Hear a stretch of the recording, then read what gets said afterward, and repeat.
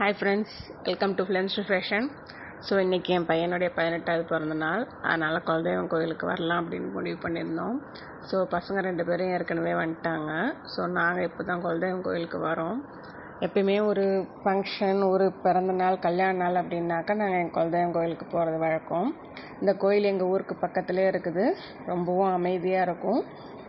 அதே மாதிரி பக்கத்தில் ஒரு ஏரியும் இருக்கும். கோயிலுக்கு போனாலே அவ்வளோ மனசு ஆறுதலாக இருக்கும். அந்த அளவுக்கு ரொம்ப அமைதியான பிளேஸ். ஒரு காட்டுக்குள்ளே தான் இந்த கோயில் இருக்குது. ஆனால் பக்கத்தில் தான் இருக்குது. வண்டியில் போகிற தூரம் தான். ஸோ இங்கே வந்து எப்போவுமே ஒரு ஃபங்க்ஷனாக படைக்கிறது எங்கள் வழக்கம். ஸோ சுண்டலும் வடையும் செஞ்சு எடுத்துகிட்டு வந்துட்டேன்.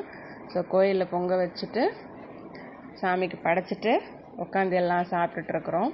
ஸோ ஒரு ஃபேமிலி மீட்டிங் மாதிரி எல்லாம் பேசிகிட்டு இருந்தோம். நாங்கள் படித்து முடிச்சுட்டு என் பையனுடைய ஃப்ரெண்டு வந்து அவன் பர்த்டேவுக்காக வந்திருந்தான். ஸோ எல்லோரும் உட்காந்து ஒரு ஃபேமிலி மீட்டிங் மாதிரி நாங்கள் நல்லா பேசிகிட்டு இருந்தோம். ஸோ ஒரு என்ஜாயபுளான டே இன்றைக்கி. அப்புறம் விதவிதமாக ஃபோட்டோ எடுத்தோம். அந்த பிளேஸ் வந்து ஃபோட்டோ எடுக்க அவ்வளோ சூப்பராக இருக்கும். ஸோ எல்லா ஃபோட்டோவுமே விதவிதமாக எடுத்தாச்சு.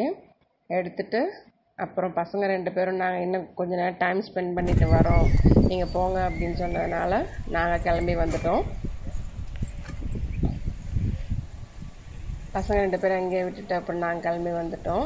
ஸோ எப்போவுமே குலதெய்வம் கோயிலுக்கு ஒரு ஃபங்க்ஷன் அப்படின்னாக்கா வேறு எந்த கோயிலுக்கு போகிறோமோ இல்லையோ, குலதெய்வம் கோயிலுக்கு நான் போயிடுவேன். எங்கள் கோயில் எப்படி இருக்குன்னு எனக்கு கமெண்ட் பண்ணுங்கள். தேங்க்ஸ் ஃபார் வாட்சிங்.